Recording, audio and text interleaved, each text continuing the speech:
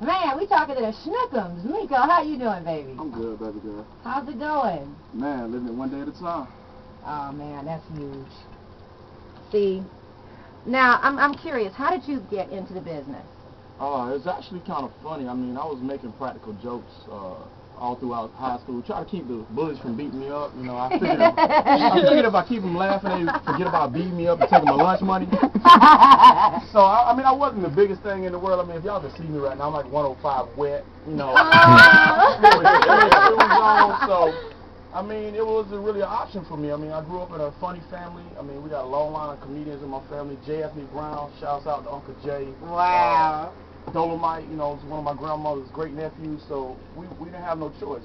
You got to do it. But okay, but I'm curious, who's the funniest person in your family? Which is your mama, your daddy? Who I is say it? my grandmother, because Oh, wow, just clowning? Man, straight clowning every day at church, man. I'm serious. Grandma was dating the pastor. I'm serious. Like, for real. I'm coming home thinking I'm going to have a Sunday dinner and the pastor there laying hands on the food before I was, man. Wow. But Grandma, she was just that foundation for the family, so it's just all about Grandma. See, and it's interesting. I'm curious when you sit around the table, because I grew up in a household, and I guess, you know, it's just funny how things change you. For me, I was the person that had to fight to speak, because my dad was an Aries, and an avid chauvinist, which is the reason, I don't know, I guess on some level he wanted to have a son. Well, you know, this is the result of all that. So I used to have to fight to talk in my house. Well, I understand that totally. I mean, growing up in my family, my grandmother had 10 kids. My mom's, you know, the fifth out of there. My dad's a product of 8. So it's like, if you try to say something when grown folks speaking in the South, you definitely is going to get knocked in the mouth. Wow. You know, it's totally different when I came to the West. But I'm seeing kids talking back to their parents, and I'm waiting on that, you know, repercussion to find a kid on the ground and a concussion. But it's just not like that out here. I mean, it's totally different views out here. So it's going to be a little bit of adjustment for me. Now, I'm curious, how did you make it from all of this into comedy? First year of college at South Carolina State University. Big shout out to the Bulldogs, you know. Wow. We had a open mic talent show, as you would call it, and the host was actually Bruce. Ooh! So I got to meet Bruce when he was skinny Bruce. You know, he was 205, no kidding. He was a real light dude, had that little finger wave up in his head, you know. I knew him before the ponytail and everything for all the fame and stardom. So it's like, he put us on, said if you get booed, then you know this ain't the career for you, but if you can make them laugh, and I rocked the whole stadium and been doing it ever since. Well, see, that's why I asked how you got into it, because what's interesting is, I don't know, for me, I was an only child, and my biggest thing was my father. But like you said, in your household, 10 kids, correct? 10 kids. Okay, so that's the audience right there. I had an audience. Okay, so what happens is when you're funny, you know you're funny, and when you got to wait past 10 people to be able to speak, please believe the words have value at that point. Oh, man, I had a whole encyclopedia with words ready to come out. I didn't understand how much words were going to come out. But then when I started talking and they gave me the floor, it was a wrap.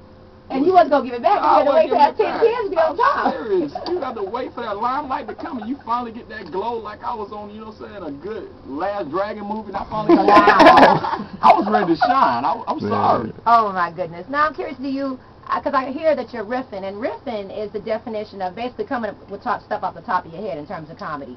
Do you write your own material? Well, I used to write my own material, but someone stole one of my books, and I actually heard some of my jokes on man, that TV. is the most unacceptable. And it's kind of hard in comedy because you can't prove who said what first. Right. Because great minds do think alike. That's true. Yeah. But, however, I know like that I'm country and they was from the West, so how can you say you know about the country if you've never been to the country? Wow. So, wow. I knew my material. I knew I lost at the airport, and I heard my stuff, and it was a low blow for me because I was going to use that material to try to get my foot further in the door, and it kind of hindered me from wanting to do comedy, so I stepped back for a while. Well, also, too, another thing that I noticed that's kind of exciting about you, you're very articulate. And I don't hear any blue material, and that's exciting because on the radio, we can't do that. We can't say the little bad words on the radio. But what's exciting is I hear from you. You have a mind that you can make the regular stuff funny, but not just funny for somebody in the club, but funny for your grandma, funny for the pastor. Well, I have to do a lot of church events. Yeah, okay. So I had to dip my tongue up in some holy waters before I went. There it is. We had to play the red cycle once or twice because Grandma would whoop my behind quick. I'm serious. We had to pick the thorns up out of our behind after we got whooped. So Wow. Child abuse was not an option back in the day. So all y'all kids trying to tell y'all parents, plus, just please trust me. You don't understand child abuse. Wow. You really don't. See, and that's it. So now I'm curious, what do you think of it? Because it's interesting. Steve Harvey really did a lot of work in the business, and he actually does a lot of Christian comedy. Clean now. When he said, "God's not done with me yet," God ain't finished with me yet. The funny thing about Steve, I actually got to perform with them in Charlotte, North Carolina, opening up for them for the Kings of Comedy tour that they did. And when they said it was $9.99 for the tickets, they was not lying. People was coming in with penny wrappers, everything. And we had people arguing over their 1 cent back. But Steve and Cedric Entertainer, big out to, my new brother said, he gave me a lot of love and putting me on for that show. So Steve said, Bernie, who's hilarious, and D.L. Hewley is, man, he's the prince of comedy. I got to give it up to. They might not all be kings, but they the princes of comedy. You listen to 104.1 KJCC, the Sky Report in the building. It's been a fantastic show. We're speaking with comedian Meco. Man, he's telling us all about the business. Before we get going back to that, I just want to say a little bit about what's going on around this campus. Man, Hip Hop 101, presented by Carlos A. Santos, director, A&R, San Jose City College, room 211D, located in the 200 wing. Also, we got some other stuff coming up around the bay. Let me see. Leaders needed run for student government. Okay, the San Jose City College Associated Students Government election for 2008-2009.